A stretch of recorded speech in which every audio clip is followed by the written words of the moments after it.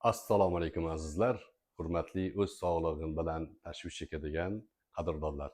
Bilasizlar, bir qancha yillardan beri men sog'lom turmush tarzi targ'ibot sifatida ko'p gapirib kelaman. Antibiotik, apteka dorilari, ximiyaviy yo'nalishlarni alohida mafiyalar odamlarni iste'molchi qilib faoliyat yuritishlarini, turli xil siyosiy harakatlar, iqtisodiy biznes yo'nalishlari ekanligini ta'kidlab kelardim. Biz o'zimizda tabiiy jarayonlar bilan tabiiy tibbiyot borligini ham ko'p ta'kidlab kelardik. Bu tabiiy tibbiyot yo'nalishi ko'p qo'llab-quvvatlanmaganligi uchun odamlarning nazaridan chetda qolgan. Lekin hozir juda ko'p odam tushunib yetyapti tabiiy narsalarni naqadar manfaatli ekanini. Inson tabiatan o'ziga munosib bo'lgan tabiiy narsalarga moyil ekanligini ya'ni ko'rib kuzatib kelyapmiz.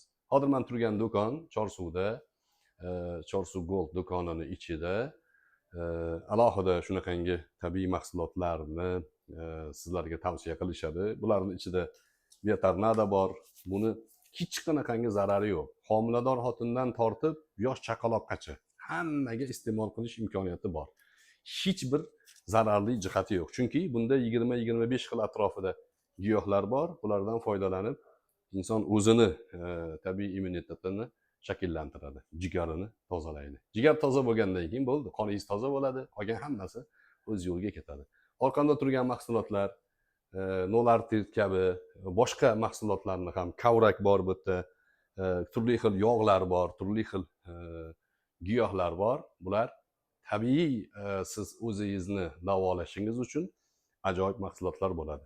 Inson jasadidan ko'ra mukammal apteka yo'q o'zi. Inson jasadiga tabiiy ya'ni vitaminlarni bersangiz, o'zini o'zi qayta tiklashlikda ajoyib xususiyatga ega. Alloh taolo mo'jiza qilib yaratgan.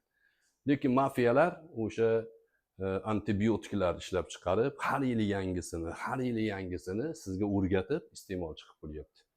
Menimcha ulardan uzoqroq yurish va tabiiy mahsulotlarga o'tish vaqti keldi. Sog' bo'linglar. Alloh o'zi hammamizni xayriyatda, yaxshilikda didorlashtirsin.